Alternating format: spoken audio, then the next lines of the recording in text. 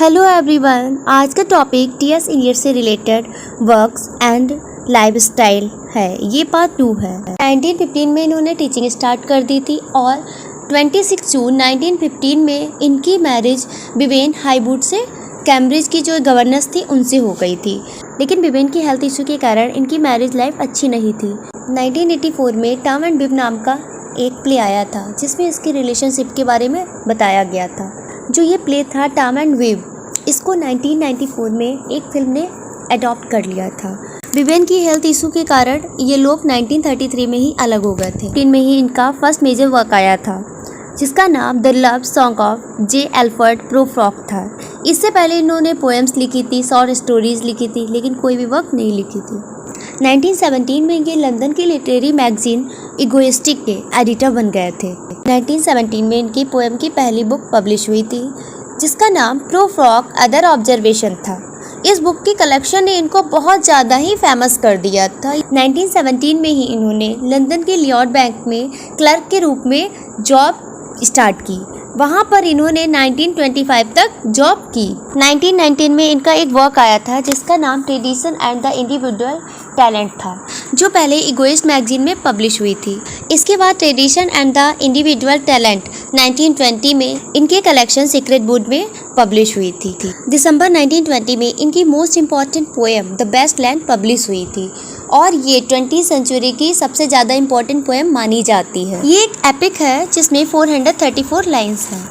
इस पोएम को सबसे पहले द क्राइटेरियन नामक मैगजीन में अक्टूबर 1922 में पब्लिश कराया गया था। द क्राइटेरियन मैगजीन यूके की है और इसके बाद द बेस्ट लैंड को नवंबर में द डायल मैगजीन में पब्लिश कराया गया था। द डायल मैगजीन वो हमारी अमेरिका की है और जो द सर्टेन है वो यूके की है। टाइम में बेस्ट लैंड की स्टार्टिंग पूछ ली जाती है कि कहाँ से स्टार्ट हुई थी। तो पहली लाइन इसकी है, April is cruellest month breeding lilacs out of the dead land, the brokenness loss and isolation of modern life. ये द बेस्ट लैंड की थीम है। क्वेश्चन में पूछा जाता है द बेस्ट लैंड किसको डेडिकेट है, तो उसका आंसर इजरा पॉन्ट होगा। हमने आप लोगों को बताया था 1905 में ये मिल्टन एकेडमी गए थे। वहाँ ये स्कोफिल्ड थायर से मिले थे। उन्होंने ही द बेस्ट लैंड पब्लिश कराई थी। बेस्ट लैंड के पब्लिशर कौन है? The Scofield tier. The waste land poem को 5 पार्ट्स में डिवाइड किया गया है।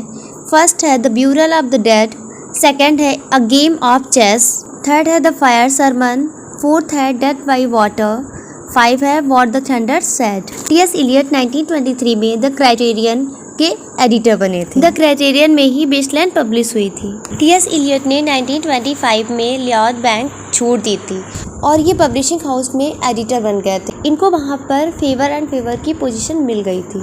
आप लोग मैजिक ऑफ लर्निंग नाम से टेलीग्राम चैनल ज्वाइन कर लीजिए, वहाँ पर आपको नोट्स मिल जाएंगे। नवंबर 1927 में इनको ब्रिटिश की सिटीजनशिप मिल गई थी और ये तब 39 ईयर के थे। देखिए 1888 से 1927 तक इनके पास अमेरिका की सिटीजनशिप रही और 1927 से 1965 तक इनके पास ब्रिटिश की सिटीजनशिप रही। अप्रैल 1930 में इनकी सेकेंड लॉन्ग पोएम आई जिसका नाम एज वेंसडे था। 1948 में इनको लिटरेचर में योगदान देने के लिए नोबेल प्राइज़ मिला था और उसी साल ही इनको order of merit British monarch के द्वारा जो दिया जाता है वो मिला था। टी.एस. इलियट ने 68 एज में 10 जनवरी 1957 में वैलेरी फ्लैश से मैरिज कर ली थी, जो फेवर एंड फेवर की सेक्रेटरी थी। यूएसए के द्वारा 1964 में इनको US medal of freedom award मिला था। 4 जनवरी 1965 में जब ये 76 ईयर के थे तब इनकी डेथ हो गई थी। अब कुछ इंपॉर्टेंट वर्क्स और MCQs हैं वो नेक्स्ट पार्ट में आएगा। थैंक्स।